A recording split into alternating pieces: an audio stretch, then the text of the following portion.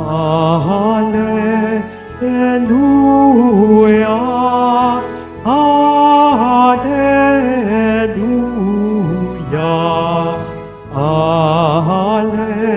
Alleluia,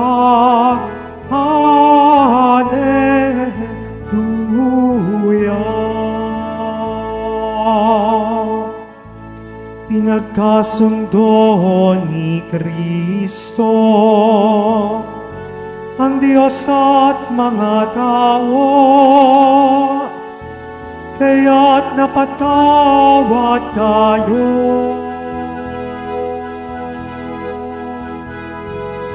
Alleluia, Alleluia, Alleluia,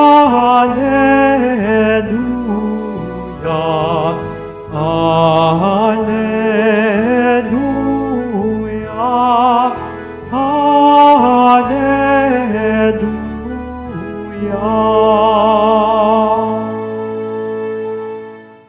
Sumainyo ang Panginoon. At sumayo rin. Ang mabuting balita ng Panginoon ayon kay San Mateo. Papuri sa iyo, Panginoon. Noong panahong iyon, sumakay si Jesus sa bangka, tumawid sa kabilang ibayo at tumuloy sa sariling bayan. Pagdating niya roon, dinala sa kaniya ng ilang katao ang isang paralitikong nakaratay sa kaniyang higaan. Nang makita ni Jesus kung gaano kalaki ang kanilang pananalig, sinabi niya sa paralitiko, "Anak, lakasan mo ang iyong loob. Pinatatawad ka na sa iyong mga kasalanan." Isinaloob ng ilang eskribang naroroon. Nilalapastanganan ng taong ito ang Diyos. Ngunit batid ni Jesus ang kanilang iniisip. Kaya't sinabi niya, "Bakit kayo nag-iisip ng ganyan? Alin ba ang mas madali? Ang sabihing ipinatatawad na ang mga kasalanan mo o ang sabihing tumindig ka at lumakad?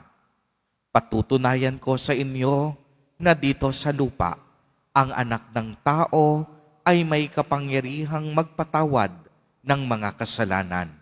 At sinabi niya sa paralitiko, "Tumindig ka, dalhin ang iyong higaan at umuwi ka." Tumindig nga ang lalaki at umuwi. Nang makita ito ng mga tao, sila'y natakot at nagpuri sa Diyos na nagbigay ng ganitong kapangyarihan sa mga tao. Ang mabuting balita ng Panginoon. Pinupuri ka namin, Panginoong Hesukristo. Magsiupo muna ang lahat. Magandang umaga po sa inyong lahat, mga kapatid kay Kristo. Sa lahat po ng ating mga taga-subaybay sa iba't ibang online platforms at sa lahat ng ating mga kadiboto sa iba't ibang panig ng Pilipinas at maging sa buong mundo kung saan tayo ay naaabot ngayon ng ating live streaming. Mapayapang umaga din po sa inyong lahat. Purihin at dakilain natin ang ating Panginoon, ang mahal na poong Jesus Nazareno. Mga kapatid kay Kristo, malugod po namin kayong tinatanggap sa Basilica Minor at Pambansang Dambana ni Jesus Nazareno. Narinig po natin sa ating ebanghelyo sa araw na ito kung papaano pinagaling at pinatawad ni Jesus Nazareno ang isang paralitikong nakaratay sa kaniyang higaan. Subalit pagmasdan ninyo, dala ng inggit at poot, itinuring ng mga eskriba na ang ginagawang ito ni Jesus ay isa daw kalapastanganan sa Diyos. Para sa mga eskriba, tanging ang Diyos Ama lamang ang may kapangyarihan at karapatang magpatawad ng mga kasalanan. Subalit anong sabi sa ebanghelyo? batid ni Jesus ang kanilang pag-iisip. Kaya't hinamon sila sa pamamagitan ng tanong, ano ba ang mas madali?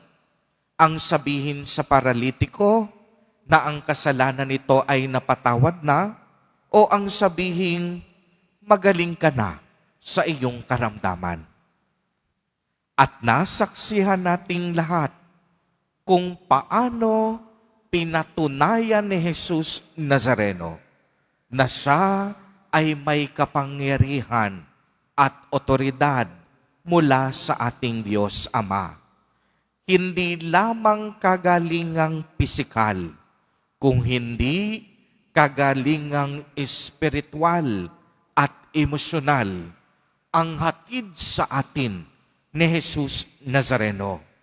At sa bandang huli, namangha ang lahat ng tao sa ginawa ng ating Panginoon. Gumawa siya ng himala at kababalaghan. Mga kapatid, lagi nating tatandaan, nais ng Panginoon na magtamo tayo ng ganap na kagalingan. Uulitin ko po, nais ng Panginoon na tayo ay makaranas, makatanggap ng ganap na kagalingan.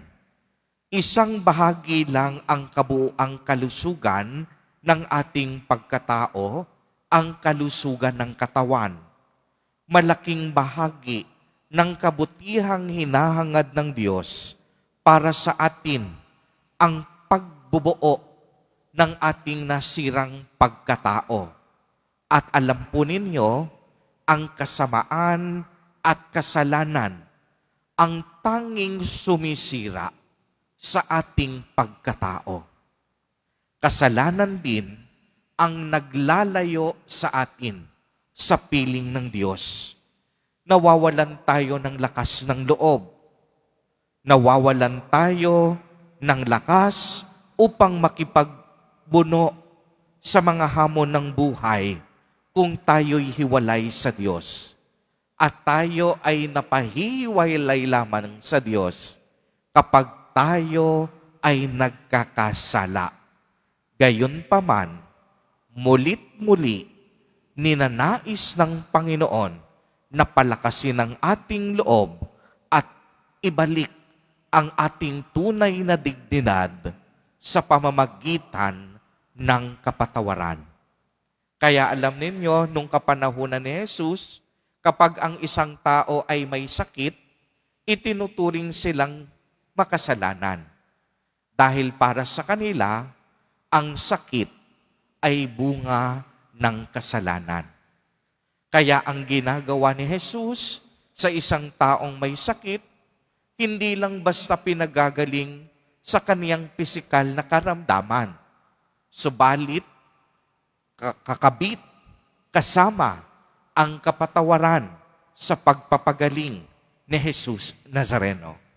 Kaya nga si Jesus, laging handang magpatawad anumang oras. Bahagi ng kagalingan ng tao ang maranasan niya ang kapatawaran. Laging handa si Jesus na pagalingin tayo, hindi lamang sa ating mga pisikal na karamdaman at kakulangan, kung hindi pati ang ating emosyonal at espiritual na kakulangan at karamdaman. Gumaling ka nga sa iyong pisikal na karamdaman, punong-puno ka naman ng kasalanan. Anong halaga ng iyong kagalingan? Ang kagalingan dapat buo at ganap. Magaling tayo sa ating pisikal na nararamdaman at gayon din pinapatawad tayo sa ating mga kasalanan. Kaya nga mga kapatid, kung paanong pinagaling ni Jesus Nazareno ang paralitiko sa Ebanghelyo, ganitong kagalingan din ang nais niya sa bawat isa sa atin. Kaya dumulog po tayo sa ating mapagmahal, mapagpatawad, at mapagpagaling na Panginoon.